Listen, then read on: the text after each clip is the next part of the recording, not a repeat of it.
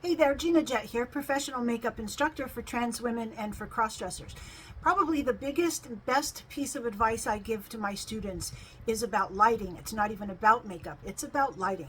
I tell them all, if you can do a brightly lit window like this one right now, a brightly lit natural light, please do that. But obviously it's going to be, sometimes it's nighttime, sometimes it's winter time and it gets dark really early.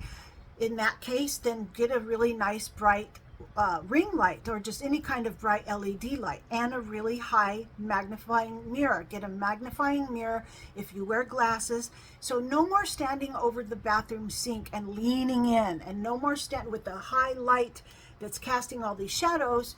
Don't do bathroom light, please. Don't stand 2 feet under a light and get all these shadows. Telling you it will change your life and your whole makeup experience if you do it. So trust me, and good luck.